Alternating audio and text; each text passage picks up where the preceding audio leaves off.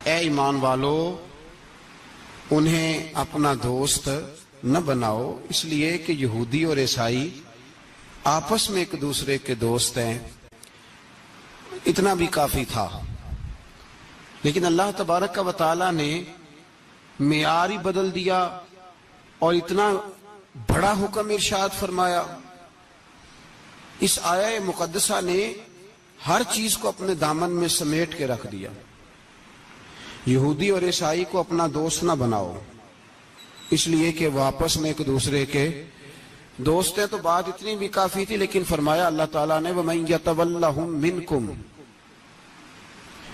جو تم میں سے انہیں اپنا دوست بنائے گا۔ تمہیں منع کر دیا ہے، ہم نے روک دیا ہے کہ دوست بنانا، اور اگر وَمَن يَتَوَلَّهُم مِّنكُمْ، جو تم میں سے، وَمَن يَتَوَلَّهُم مِّنكُمْ، جو بھی تم میں سے انہیں اپنا دوست بنائے گا فَإِنَّهُ مِنْهُمْ، تو وہ انہی میں سے ہے۔ تمہیں بتا دیا ہے کہ دوست یہودی اور عیسائی کو کبھی دوست بنانا، اور اگر بناؤ گے تو پھر تم، اور پھر جو قرآن مجید نے بات اس آیہ مقدسہ کو جو ختم فرمایا تو فرمایا ان اللہ لا یہدی القوم الظالمین، بے شک اللہ ظالموں کی قوم کو ہدایت نہیں دیتا، ظلم کرنے والوں کے نصیب میں ہدایت نہیں ہوتی۔ وہ ظلم کرتے رہتے ہیں اور انہیں سمجھایا جائے تو مانتے بھی نہیں، اس لیے کہ ہدایت ان کا نصیب نہیں ہوتی۔ میرے بھائی، دنیا میں بد نصیب ہے وہ شخص جو غلطی کرتا ہے اور پھر مانتا بھی نہیں، اور دنیا میں کم ظرف ہیں وہ لوگ، کم ظرف جو اپنے ظالم ہونے کے باوجود ظلم پر وضاحتیں پیش کرتے ہیں،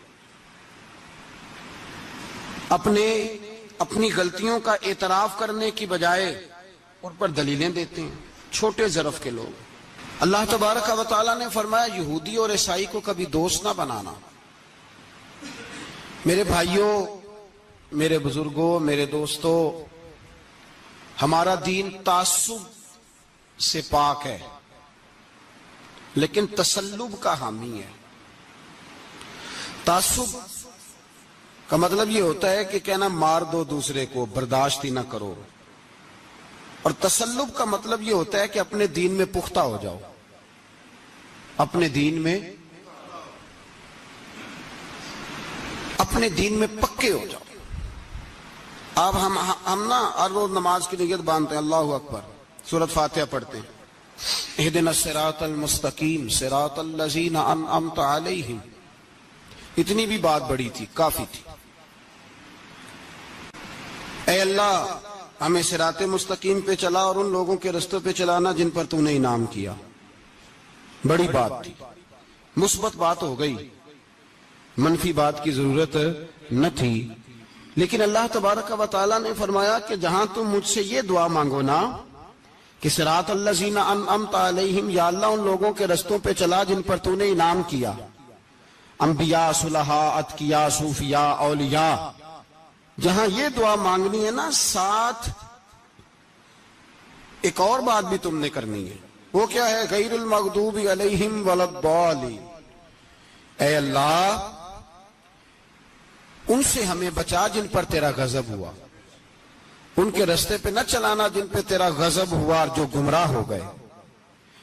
اب دو باتیں سمجھ میں آئیں کہ مومن کو اپنے عقیدے سے پیار کرنا ہے اور کافر کے عقیدے سے اظہار بیزاری کرنا ہے، ان کے نظریے سے، ان کے عقیدے سے نفرت کرنی ہے۔ کافر کے عقیدے اور نظریے سے، اس کا کیا مطلب ہے؟ تسلب کا مطلب ہوتا ہے اپنے دین میں پکا ہونا۔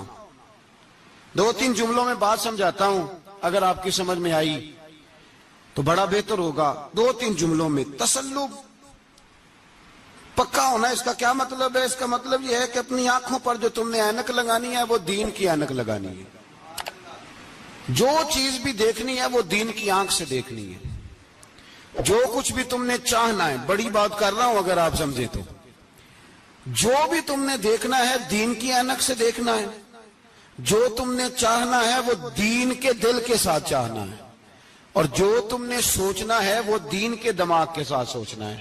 اس کا ترجمہ اقبال نے کیا, کہنے لگے قوم مذہب سے ہے, مذہب جو نہیں. قوم کس سے ہے؟ قوم مذہب سے ہے, مذہب جو نہیں. اور فاضل بریلوی کہتے ہیں دہن میں زبان تمہارے لیے اور بدن میں ہے جان تمہارے لیے. ہم آئے یہاں تمہارے لیے تو اٹھیں بھی وہاں تمہارے لیے. اپنی ہر چیز, ہر نقطہ نظر میں پہلے دین, اس کے بعد کوئی اور.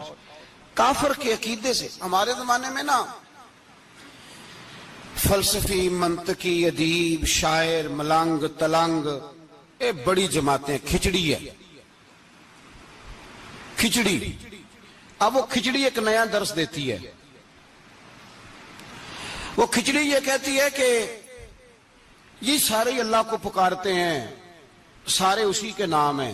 یہ سارے, ہمارے ایک سابق وزیر اعظم نے بھی کہا تھا, ایک نوجوان کی عادت دی ہے گھسی پٹی جماعت نے, وہ بھی یہی کہتے ہیں.